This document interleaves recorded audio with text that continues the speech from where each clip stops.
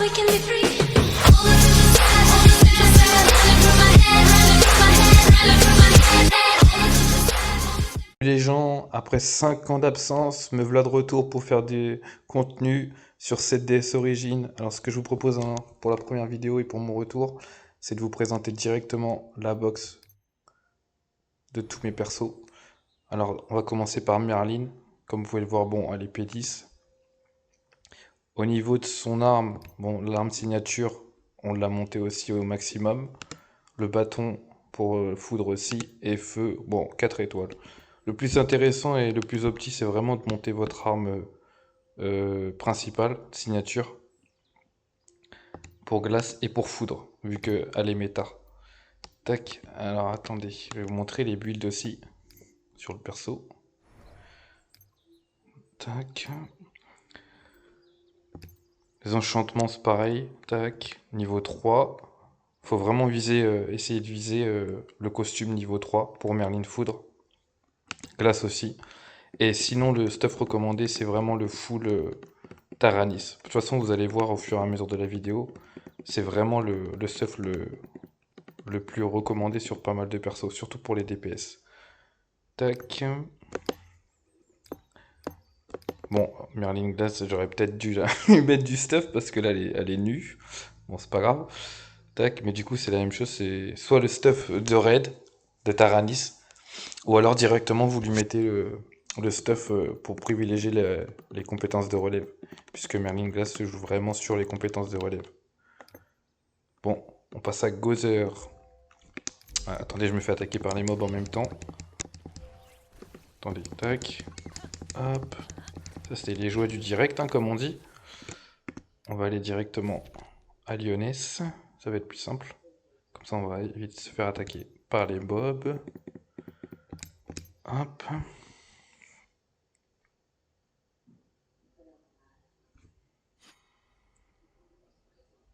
Voilà. Tac.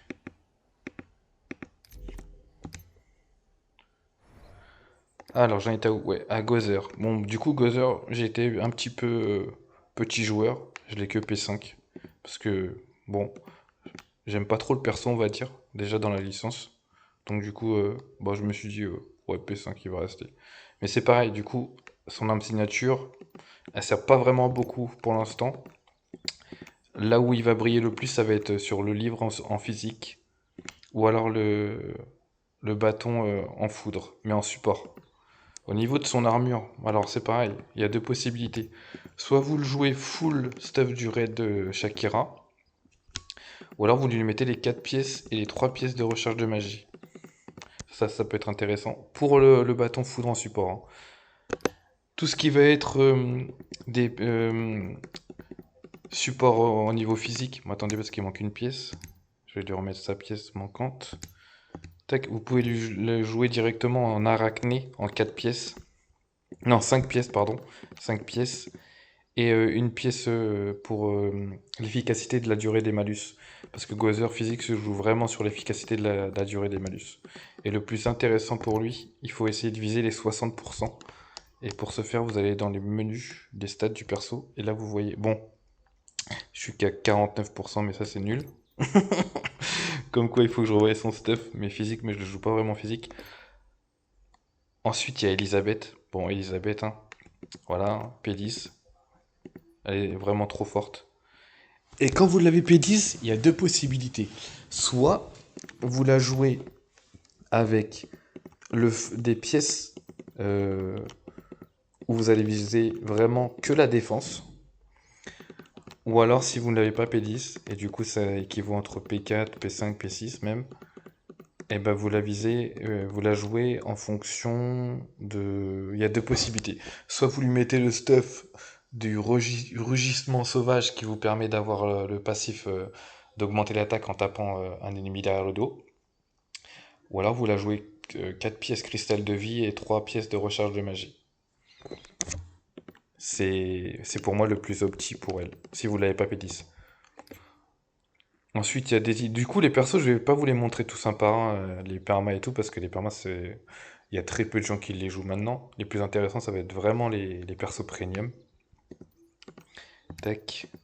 Du coup, Daisy, moi j'ai été la récupérer P6 pour avoir l'augmentation des buffs de dégâts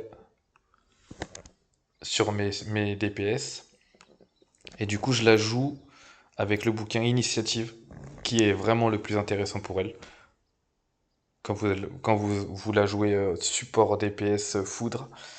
Mais par contre, en tant que DPS terre, bon, elle est un petit peu dépassée maintenant. Mais sinon, c'était avec son bouclier, son arme signature. Qu'il fallait viser à ce moment-là 4 étoiles pour avoir la stat supplémentaire. Au niveau de l'armure, du coup, moi je l'ajoute 4 pièces rugissement sauvage parce que moi, le but c'est qu'en fait, dès que j'arrive sur un ennemi, je pose l'initiative directement. Ensuite, j'essaie de viser derrière son dos. Comme ça, j'augmente l'attaque de mes persos. Et comme ça, après, mes DPS, ils sont déjà boostés avec le passif du set. Avec 3 pièces de recharge de magie également. Parce que la recharge de magie, c'est super important sur Daisy. Vraiment, vraiment, je vous conseille, c'est vraiment vous jouez Daisy, vous voulez l'avoir en opti, faut vraiment la jouer en recharge de magie. Faut même essayer de viser sur le bouquin d'initiative la recharge de magie. Et même sur son costume.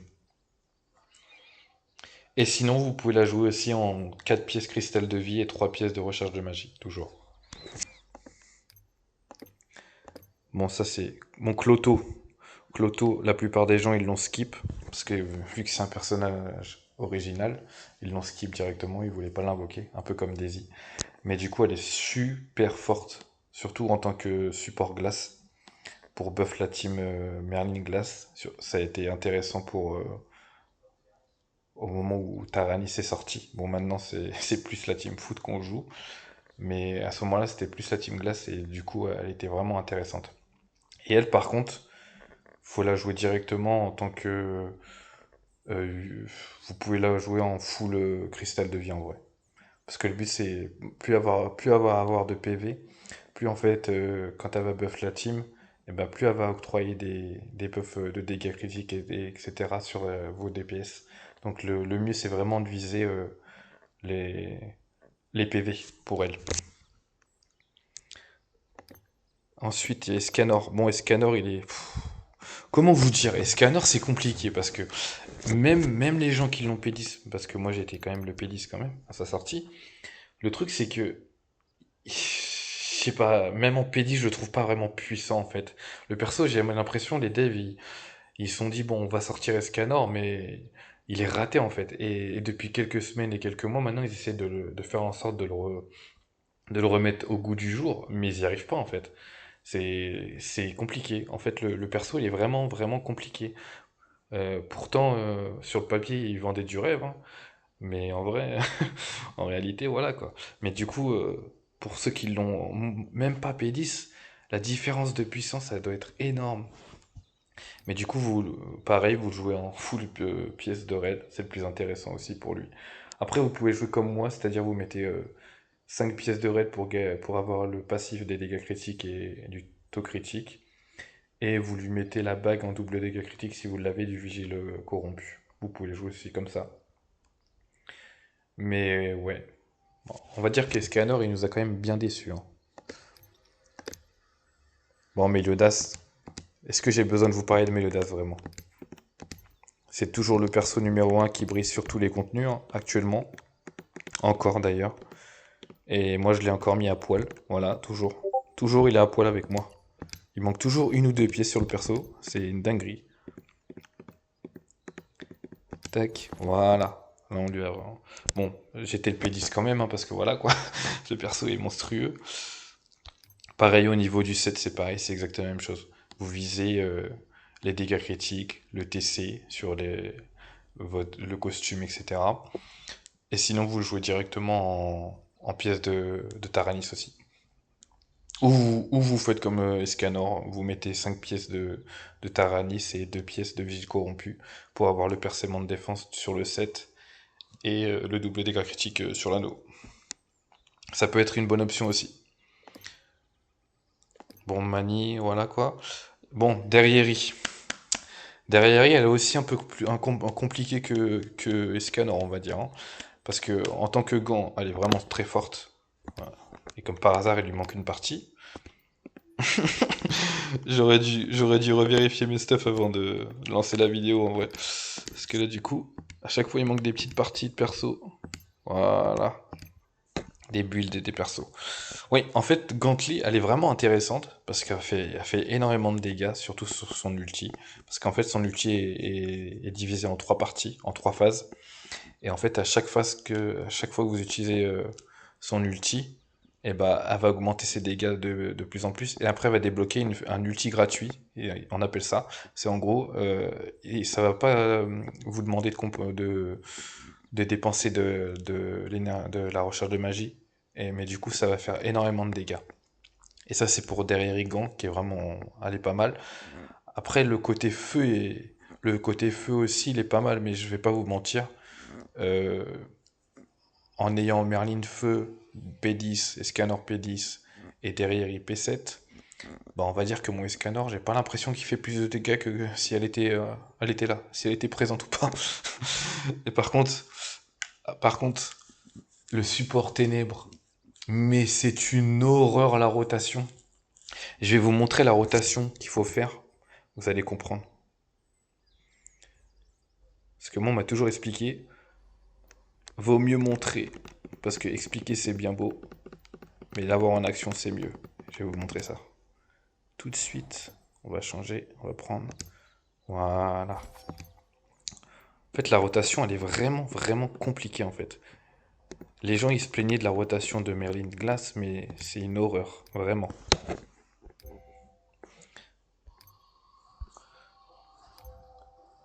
Ah! Attendez, je suis dans un groupe, faut que je quitte le groupe. Sinon, je peux pas lancer. Tac, ok.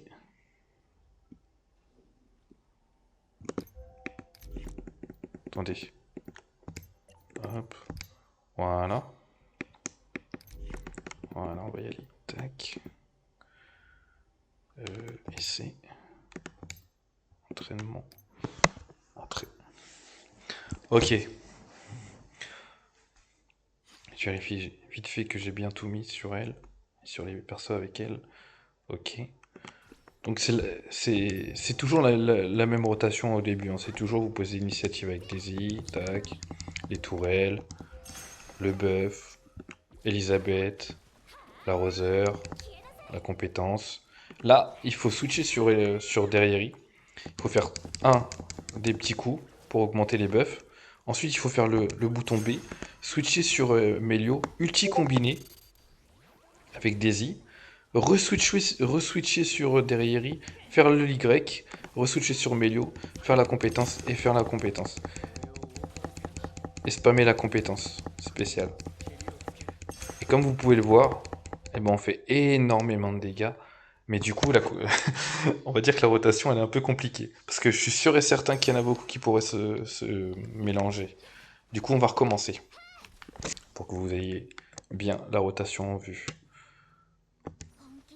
On sort les tourelles, on fait le buff, on switch sur Elisabeth, on fait l'arroseur, on fait la compétence, on va sur Derrière, on fait la compétence 2, on va sur Melio, on fait l'ulti combiné avec Daisy, tac, on re-switch sur Derrière, on fait le bouton Y, on va sur Melio, on fait la compétence 1, et après on spam la compétence spéciale.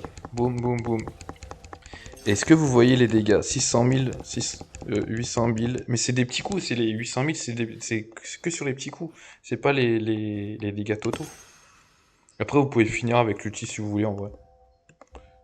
Mais voilà comment se joue Derrière. Tac.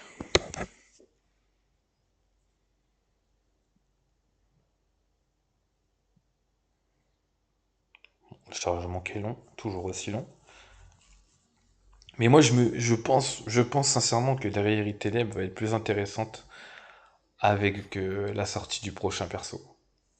Je pense que le prochain perso, euh, il aura peut-être de l'élément ténèbres, mais du coup, je pense que ça sera plus intéressant de la jouer avec lui plutôt qu'avec Meliodas. Parce que Meliodas, en vrai, à l'heure actuelle, il n'a pas vraiment besoin d'avoir Bah, de support ténèbres en fait.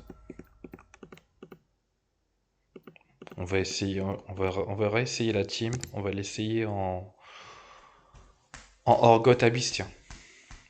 Là où en fait, il n'y a pas vraiment d'affinité d'éléments. Mais bon, on va essayer pour voir ce que ça donne. Je vais pas vous mentir, c'est la première fois que je le teste. Mais je me dis que ça peut être intéressant parce que c'est quand même le dernier perso qui est sorti pour le moment. Et beaucoup de gens ont Meliodas, avec pas mal de doublons ou même peu. Et même avec peu de doublons, je pense qu'il peut faire l'affaire avec Derrieri actuellement. En attendant le prochain perso éventuel. Tac. Donc là, on fait compétences. Ah, j'ai raté. Ah, je crois que je me suis fail. Je crois que j'ai fait une bêtise. Je me suis fail, mais c'est pas grave. Voilà. Même en me faisant fail, je fais 1 million de dégâts sur une seule compétence. Voilà. Est-ce que faut. C'est. Meliodas, c'est. Je sais même pas quand est-ce qu'il va être détrôné. C'est une dinguerie le perso. Le perso, il est monstrueux.